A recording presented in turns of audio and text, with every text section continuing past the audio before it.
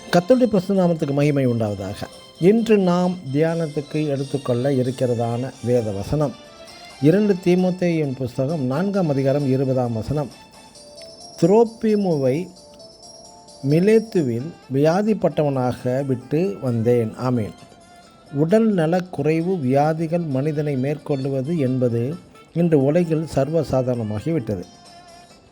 ஏனென்றால் அவர்களது உணவு பழக்க வழக்கங்கள், அனுதின உழைப்புகள், சோர்வு, சரியான உடற்பயிற்சியின்மை, நல்ல நல்ல எண்ணங்களின் குறைவினாலும் கூட உடலில் வியாதிகள் மேற்கொள்கிறது. இப்படி வியாதிப்பட்டவர்கள் ஹாஸ்பிட்டலில் இருப்பவர்களுக்காக நம் ஆண்டவரும் ஜெபிக்க சொல்லியிருக்கிறார். அதன்படி அநேக போதகர்களும் போய் வியாதிகளுக்காக ஜெபித்து விட்டு வருவது உண்டு, நல்லவர்கள்தான்.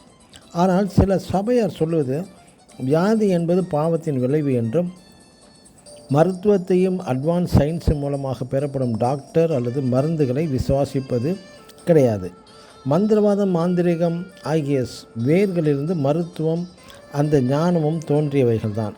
மருத்துவம் ஞானம் தேவனால் தோன்றியவை அல்ல என்று சொல்வார்கள். அதே வேளையில் அந்த சபையின் போதகர்கள், ஊழியர்கள் வியாதிப்பட்டு அடிபட்டு ஆக்சிடெண்ட்டாக நேரிட்டால் முதலில் ஆஸ்பத்திரி சென்று கட்டுப்போட்ட பிறகுதான் ஜெபிக்க அலோவ் பண்ணுவார்கள். ஆக்சிடெண்ட் ஆன கால் கை முறிந்த நபருக்கு முதல் உதவி தேவன் டாக்டர் சேர்ந்து அந்த மனிதரை போதகரை காப்பாற்றுகிறார்கள். அதே சமயம் மற்றொரு காரியமாக இது போன்ற தேவன் ஞானம் இல்லாத உலக உயர் ஞானமாகிய டாக்டர் படிக்க அநேக பெந்தேகோஸ்து பிள்ளைகள் படிக்க போகும்போது இந்த ஊழியர்கள் வீட்டுக்கு சென்று ஜெபித்து படிக்க அனுப்புவதும் உண்டு. அவர்கள் டாக்டர் படிப்பை படித்து முடித்து வீடு திரும்பியதும் அவர்கள் தேவ ஞானத்தினால் உலக ஞானத்தினால் முதுகலை பட்டம், டாக்டர் பட்டம் பெற்றுவிட்டார்கள் என்று வாழ்த்தி அவர்களை வரவேற்று ஜெபிக்கவும் செய்கிறார்கள். ஆம், எனக்கு அன்பான தேவனுடைய பிள்ளைகளே, இது போன்ற தேவ ஆவியினால் பகுத்தறிவும் ஞானமும் இல்லாவிட்டால் இது போன்றுதான் நடக்கும்.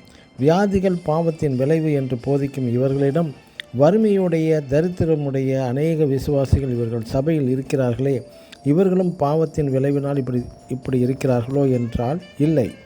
அநேக சோம்பேறிகளினால் தரித்திரமும் பொறுமையும் வறுமையும் அவர்களை வாட்டுகிறது. வியாதிகள் இல்லாத பாவிகளும் உண்டு, ஆரோக்கியம் இழந்த பரிசுத்தமான்களும் உண்டே என்பதை மறந்துவிடக்கூடாது. ஆமேன். God bless you.